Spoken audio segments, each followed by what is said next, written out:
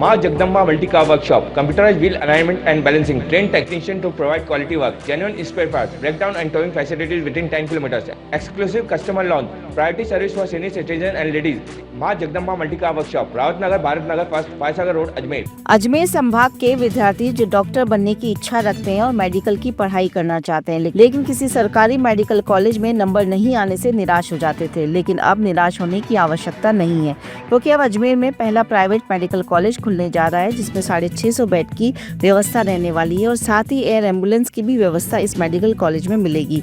अजमेर शहर का पहला निजी मेडिकल कॉलेज अंतिम हिंदू सम्राट पृथ्वीराज चौहान के नाम से खुलेगा, जो कि अजमेर ही नहीं बल्कि पूरे हिंदुस्तान के लिए गर्व की बात है।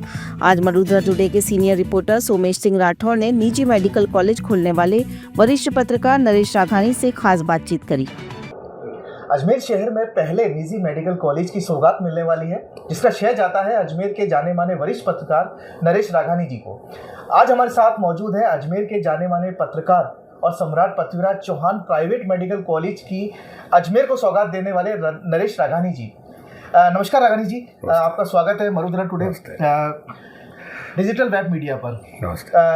हमारे दर्शकों को बताइए राघानी जी कि आपके मन में अजमेर शहर में मेडिकल कॉलेज खोलने का विचार कब और कैसे आया, जबकि अजमेर में ऑलरेडी JLN मेडिकल कॉलेज मौजूद है।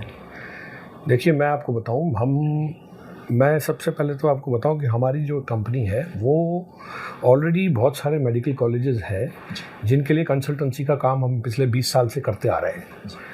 राजस्थान प्रदेश में ही नहीं बल्कि पूरे देश में लगभग 70 ऐसे मेडिकल यूनिट्स हैं प्राइवेट, जिन्होंने हमारी कंपनी की सेवाएं किसी न किसी रूप में ली हैं। मतलब आप ये कहेंगे कि एक मेडिकल कॉलेज खोलने के लिए आपको कंसल्टेंट्स की ज़रूरत पड़ती है।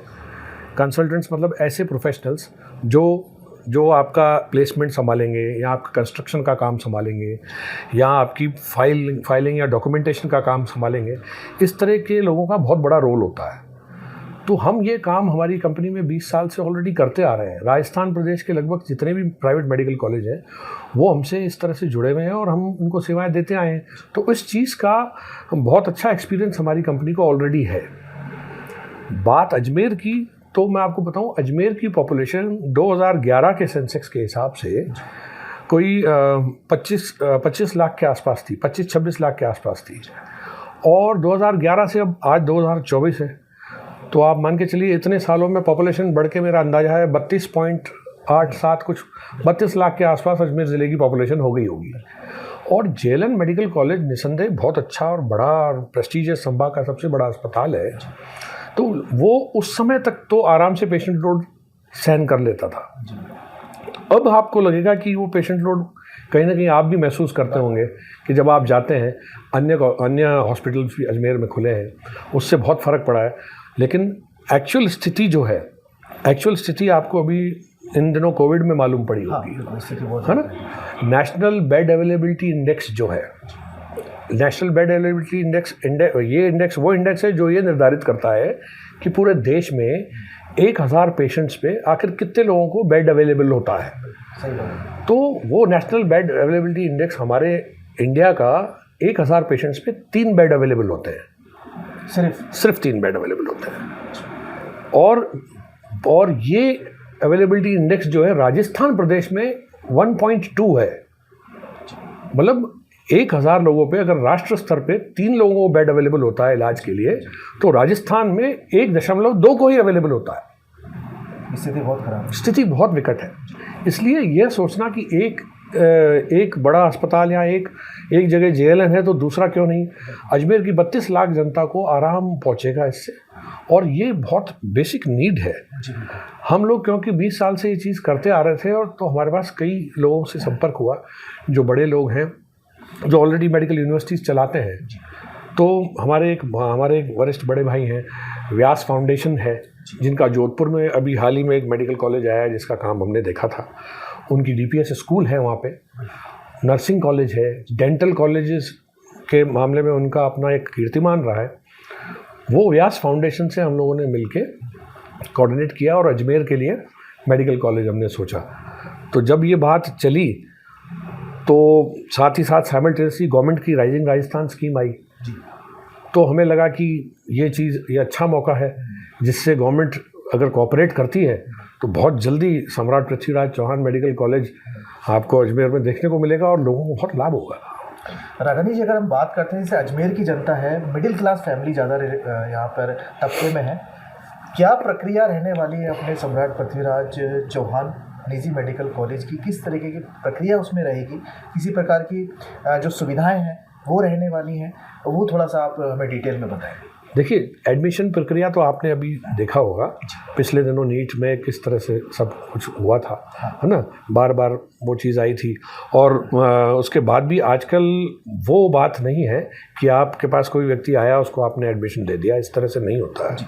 बाकायदा नीट में वरिष्ठता के आधार पे, है ना, वरीयता के आधार पे निर्धारण होता है, अलॉटमेंट होता है, फिर काउंसलिंग होती है स्टेट लेवल पे, 1 राउंड 2 राउंड तीसरे चौथे राउंड तक काउंसलिंग होती है, और उसके बाद ही लोगों को गवर्नमेंट से अलॉटमेंट आती है। मतलब प्राइवेट मेडिकल कॉलेजेस की भी लिस्ट गवर्नमेंट ही देती है, और जो फीस जमा करानी होती है वो फीस, मतलब मैं आपको बताऊं, वो फीस आजकल ऐसा नहीं है। मैं इस इंटरव्यू के माध्यम से ऐसे लोगों को बताना चाहता हूँ कि मेडिकल कॉलेजेस में अब सीधी फीस नहीं ली जा सकती है। आपको जब एडमिशन होता है तब आप उस काउंसलिंग राउंड में खड़े होइए, काउंसलिंग राउंड में खड़े होकर जो प्रथम 1 वर्ष या 1.5 वर्ष ऐसी कोई प्रक्रिया है, वो फीस आपको सीधा गवर्नमेंट के खाते में जमा करानी है। आपको कॉलेज मिल जाता है तो उसके बाद वो आपका एडमिशन कंफर्म होने के बाद कॉलेज को वो पैसे ट्रांसफ़र कर दिए जाते हैं। उसके बाद रेगुलर कोर्स में फ़ीस मिलती है। तो ये प्रक्रिया रहेगी। हम लोग स्टेट कोटा और नेशनल कोटा के अलॉटमेंट से ही उसमें वरीयता के आधार पर देंगे, ताकि किसी भी बच्चे के साथ अन्याय ना हो। तो ये चीज़ रहेगी। अजमेर में शायद अभी तक ऐसी प्रक्रिया मेरे हिसाब से नहीं, ऐसी प्रक्रिया पूरे स्टेट में, पूरे देश में है, लेकिन इस नॉलेज के अभाव में अभिभावक बेचारे शिकार हो जाते हैं। वो सीधे जाके दूसरी यूनिट्स की तरह सीधी बात करने लग जाते हैं। वो बहुत मतलब दुखदाई है। और ये जो इन दिनों मेडिकल एजुकेशन में ये चीज़ें जो दिखाई दे रही हैं कि साहब एडमिशन के नाम पे किसी ने पैसा ले लिया या लिया, ये सब नॉलेज के अभाव की वजह से होता है। अगर आप उसकी वेबसाइट पे जाएंगे, नीट यूजी की वेबसाइट पे जाएंगे, उसमें सारी प्रक्रिया लिखी हुई होती है। आप बाकायदा थोड़ा सा अपने दिमाग को जोर देंगे तो आपको सारी प्रक्रिया आराम से मालूम पड़ेगी। इसमें कहीं भी कोई संशय नहीं है, हर जगह यही रहेगी और यहाँ पे भी प्रक्रिया यही रहेगी। राघानी जी, कोर्स की अगर हम लोग बात करते हैं तो किस तरीके के कोर्स उसमें अवेलेबल रहेंगे जो कि उसका स्टूडेंट फ़ायदा उठा पाएगा? यूजी मतलब ये MBBS की जो प्रथम नीट के माध्यम से जब मिलता है तो आपको एक डॉक्टर बनाने के लिए लगभग आपको 8 साल, कम से कम 8 साल मेहनत करनी होती है। आप 12th के साथ साथ नीट देंगे, नीट के बाद क्वालिफाई होंगे, क्वालिफाई होने के बाद आप कॉलेज जाएंगे। आपको 4.5 साल का कोर्स होता है, बाकायदा 5 महीने 6 महीने की इंटर्नशिप होती है। उसके बाद आप MBBS के लिए लायक होते हो। फिर आपको नीट PG देना पड़ता है। पोस्ट ग्रेजुएशन में आपको एडमिशन मिलता है। पोस्ट ग्रेजुएशन का मतलब है आप 5 साल में सिर्फ MBBS बनते हो। फिर एक स्पेशलिटी या एक विभाग की आप स्पेशलिटी में करके PG आप बाहर आते हो जब, तब आपकी एक वेटेज और एक वैल्यू होती है। तो आप ये मान के चलिए, अगर आप अपने बच्चे को मेडिकल एजुकेशन के लिए तैयार कर रहे हैं तो आपको उसको 8 साल कम से कम देने पड़ेंगे उसको अपना करियर बनाने के लिए। मैंने देखा है अभिभावकों को, वो सोचते हैं कि बच्चे का एडमिशन करा दिया बहुत है। ऐसा नहीं है। सिर्फ एडमिशन कराना नहीं है, उसको वैसा माहौल देना, 8 साल लगातार घर में ऐसा माहौल रखना, बच्चे के जहन को बिल्कुल भी डिस्टर्ब ना होने देना। मैं कई बच्चे देखता हूँ जो MBBS परस्यू करते करते डिप्रेशन में आ जाते हैं, है ना। अक्सर देखा गया है सुसाइड अटेम्प्ट करते हैं। तो ये सब क्या है, आपका काम सिर्फ एडमिशन दिलाने तक नहीं है, आपका काम उसको वैसा माहौल देने तक है।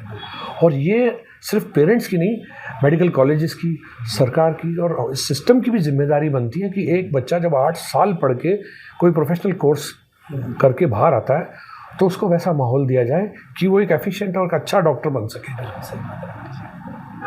अगर जी, अगर अजमेर की हम लोग बात करते हैं, अजमेर को क्या प्रॉफिट या क्या लाभ इस निजी मेडिकल कॉलेज से होगा, थोड़ा सा ये डिटेल।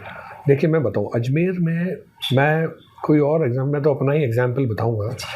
मैंने मेरी बेटी को अभी उदयपुर की गीतांजलि मेडिकल कॉलेज में एडमिशन दिलाया था। तो मेरे एक ही बेटी है, तो मुझे बड़ी तकलीफ़ महसूस हुई थी कि बच्चे को बाहर भेजना पड़ रहा है। हालांकि उसके वो चीज़ आपने अपने वो मुझे लगा कि ये तकलीफ़ से लोग गुजरते होंगे। दूसरी बात, अजमेर को जहाँ तक लाभ की बात है तो डेफिनेटली अजमेर की 32 लाख जनता जो है, आप कैचमेंट एरिया अगर आप देखेंगे तो मेडिकल यूनिट्स में, मेडिकल कॉलेज एजुकेशन के पॉइंट ऑफ व्यू से JLN है। उसके बाद यहाँ आप अगर आप साउथ इस तरफ जाएंगे तो फिर सीधा आपको भीलवाड़ा में एक PPP मॉड्यूल है, उसमें भी बहुत कम सीटें हैं। उसके बाद राजसमंद में है, फिर आगे उदयपुर में 5 मेडिकल कॉलेजेस हैं। जयपुर की तरफ जाएंगे तो जयपुर में अच्छे मेडिकल कॉलेजेस हैं। ये जो बीच का बेल्ट है अजमेर वाला अजमेर, और ये अजमेर ज़िले को बिल्कुल इस चीज़ की ज़रूरत है। और मैं नहीं मानता कि 32 लाख की जनता में 150 बच्चे भी ऐसे नहीं होंगे जो एफिशिएंट होंगे और अपने घर के पास रहकर एजुकेशन रह के लाभ लेना चाहेंगे। अभी सभी को दूर हाँ, हम best of the best faculties, मतलब नॉर्थ इंडिया की, भारतवर्ष में से अच्छे टीचर्स लाएंगे, है ना। यहाँ पे जो सरकारी अस्पताल में जो लोग पढ़ाते हैं वो भी बहुत अच्छा पढ़ाते हैं, है ना। लेकिन best of the best teachers in comparison लेकर आएंगे हम यहाँ पर, जिससे आपको एजुकेशन का स्तर बाकायदा दिखाई देगा। अजमेर जिस तरह से एजुकेशन सिटी के नाम से जाना जाता है, उसी चीज़ को साकार करेंगे हम। राघानी जी, देखिए हमारी जनता जानना चाहती है कि भाई सबसे पहली चीज़ उस मेडिकल कॉलेज का नाम क्या रखने वाले हैं, क्या रहने वाला है, वो थोड़ा सा। मैंने मेडिकल कॉलेज का नाम अजमेर के सम्राट पृथ्वीराज चौहान के नाम से रखा है। Samrat Prithviraj Chauhan medical college and hospital रहेगा नाम। और मैं मानता हूँ कि अजमेर पे अगर सबसे ज़्यादा किसी का अधिकार है, ऐतिहासिक अधिकार है, तो सम्राट पृथ्वीराज चौहान का है। क्योंकि उनकी गाथा चाहे पूरे विश्व में, पूरे हिंदुस्तान में गाए जाते हों, उनको जाना जाता है। अजमेर में उनके साथ मुझे नज़र से अभी तक न्याय नहीं हुआ है। उनको जो रिकॉग्निशन अजमेर में मिलना चाहिए था, वो अजमेर के लोग, अब ये अजमेर के लोगों का दोष नहीं मानता हूँ मैं, सिस्टम का दोष है। सिस्टम बड़े बड़ों को बुला देता है। लेकिन सम्राट पृथ्वीराज चौहान को मैं पर्सनली बहुत एडमायर करता हूँ, उनकी बहादुरी के लिए, उनके विज़न के लिए। हाँ, तो मैंने अभी रिसेंटली एक किताब भी लिखी है जिसमें मैंने सम्राट पृथ्वीराज चौहान का जो ये तारागढ़ जो है, तारागढ़ की दुर्दशा आप किसी से छुपी हुई नहीं है, थोड़ा सा कुछ। सम्राट पृथ्वीराज चौहान के तारागढ़ की दुर्दशा किसी से छुपी हुई नहीं है। एक ऐसे सम्राट का जो सिर्फ अजमेर का सम्राट नहीं, अजमेर से बैठ के पूरे हिंदुस्तान पर राज करते थे। दिल्ली में उनका एक महल था। मतलब ये चीज़ आप देखिए, उस व्यक्ति की अजमेर के जो ठिकाना था तारागढ़, उसकी स्थिति आप देखिए, बहुत दयनीय है ना। प्रशासन को चलिए आप उसको राष्ट्रीय धरोहर घोषित ना कीजिए, लेकिन कम से कम अतिक्रमण से मुक्त कीजिए, कम से कम उसको मेंटेन कीजिए। लोग दूर दराज से ढूंढते हुए आते हैं कि साहब चलो सम्राट पृथ्वीराज चौहान का नगर देखेंगे, तो वहाँ देखने लायक कुछ हो तो सही, वैसा दिखाई चाहिए। आप जाएंगे तो आपको सिर्फ खंडित दीवार दिखती है ना। एक सम्राट की लेगेसी के साथ, है ना, ऐसा अन्याय मुझे बहुत कचोटता है पर्सनली, तो मुझे बहुत बुरा लगता है।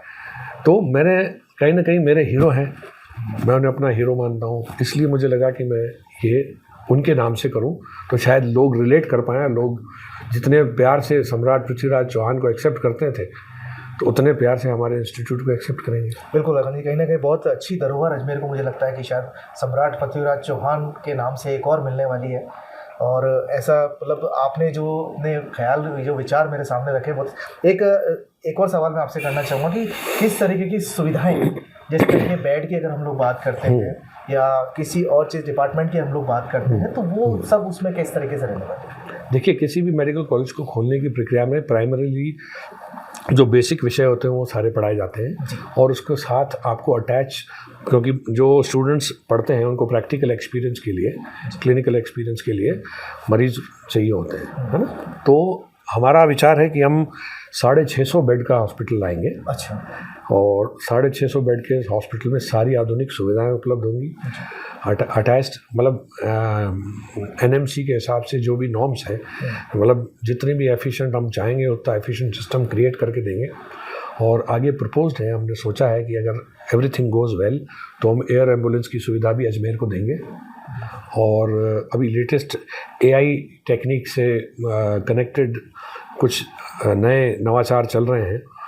मेरे ख्याल में अजमेर पहला मेडिकल कॉलेज होगा जिसमें AI तकनीक से जोड़ के मेडिकल उपचार और मेडिकल सर्विसेज दी जाएंगी। और मुझे उम्मीद है कि ये अपने आप में राजस्थान का नहीं, हिंदुस्तान का पहला ऐसा कॉलेज होगा।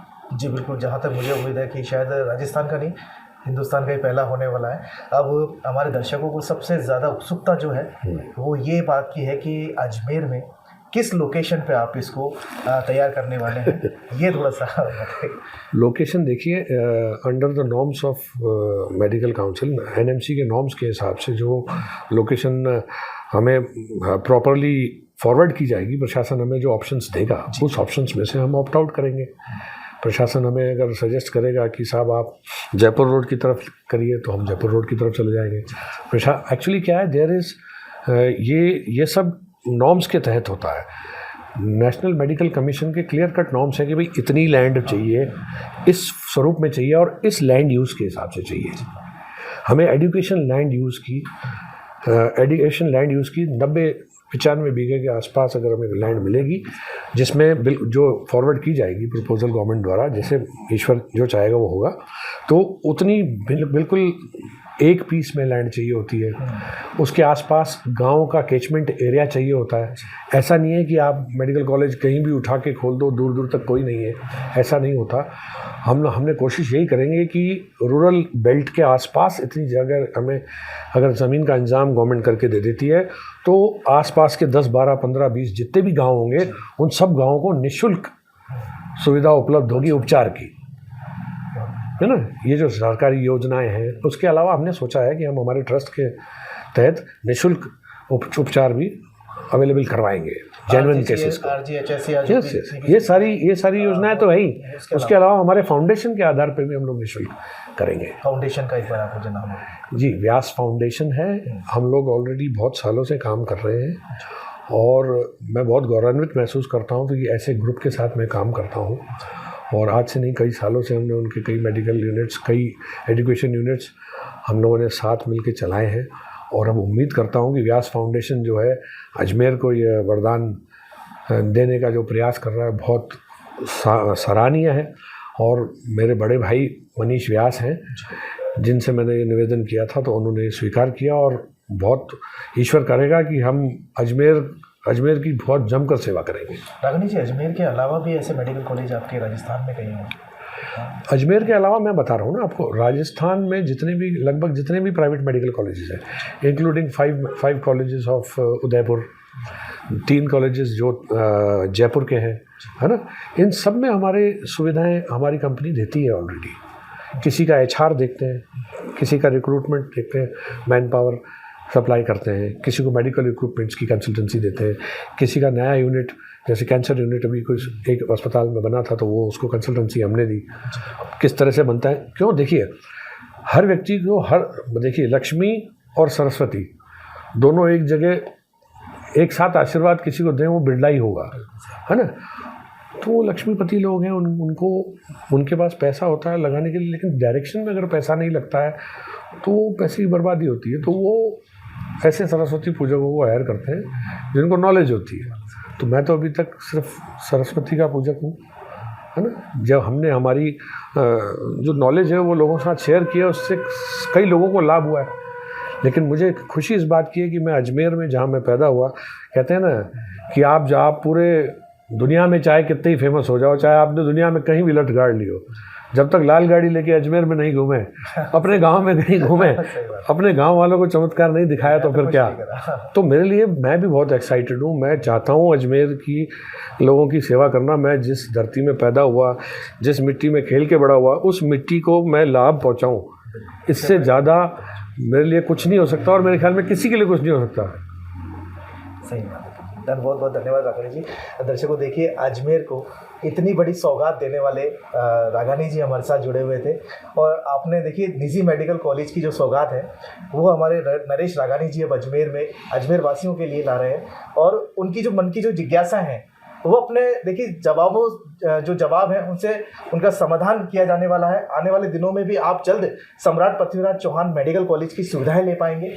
और देखिए सबसे पहली जो एयर जो एम्बुलेंस की जो सुविधा है वो अजमेर में उपलब्ध हो पाएगी। तो हमारे साथ थे राघनी जी। धन्यवाद राघनी जी, आपका बहुत बहुत। मैं इसमें एक चीज़ और जोड़ूं। हाँ जी बिल्कुल। देखिए मैं बताऊँ, मैं निवेदन करता हूँ अजमेर के लोगों को और अजमेर से जुड़े ऐसे सभी प्रभावशाली लोगों को कि अगर आप सब लोग मेरा हाथ बटाएंगे, मुझे कोऑपरेट करेंगे, तो मैं मेरा ये सपना बहुत सक्सेसफुली पूरा कर पाऊँगा, है ना। मैं चाहता हूँ, मैं मेरे इस इंटरव्यू के माध्यम से, आपके चैनल के माध्यम से करबद्ध निवेदन करता हूँ सभी उन प्रभावशाली लोगों को, प्रशासन को, कि आप मेरी मदद कीजिए। मैं अजमेर की सेवा करना चाहता हूँ, अजमेर को एक ऐसी चीज़ देना चाहता हूँ जिसके लिए पूरा इतिहास और आप लोगों को याद करेगा अगर आप कोऑपरेट करके इसमें मेरी हेल्प करेंगे तो। क्योंकि ये कोई मैं मेरे लिए नहीं कर रहा हूँ, मैं चाहता हूँ कि ज़्यादा से ज़्यादा लोगों का इसमें भला हो। तो एक भले की नीयत से मैंने सोचा है, और मैं जानता हूँ कि लोगों को लगता होगा कि ये क्या कर लेंगे, क्यों होता है ना। लेकिन मैं यकीन दिलाना चाहता हूँ आपको कि मेरी औकात को मेरे सपनों ने हज़ारों बार हराया है। मैं जब सोचता था कि मैं, देखिए आप तो जानते हैं मैं पत्रकारिता से जुड़ा हूँ, जब मैं समाज सेवा का क्षेत्र छोड़कर पत्रकारिता शुरू की तब मैंने एक सपना देखा था कि मैं बहुत अच्छा पत्रकार बनने का प्रयास करूँगा, है ना। तब लोगों को लगता था कि यार ये कैसे करेंगे, तो मैंने उस समय सपना देखा, और उस समय मेरी औकात हो सकता है नहीं थी, लेकिन मेरी औकात को तब भी हराया मेरे सपनों ने। तो आज भले लोगों को लगता हो कि अजमेर का बंदा क्या कर लेगा, मैं आपको यकीन दिलाता हूँ कि अगर आप मुझे आशीर्वाद देंगे, आप मुझे मौका देंगे, तो मैं आपको अजमेर में इतिहास बना के दिखाऊंगा, और हम सब मिलके अजमेर की सेवा करेंगे। बहुत बहुत धन्यवाद आपका राघवनी जी, इतनी बड़ी सौगात अजमेर को देने के लिए और हमें समय देने के लिए। बहुत बहुत धन्यवाद।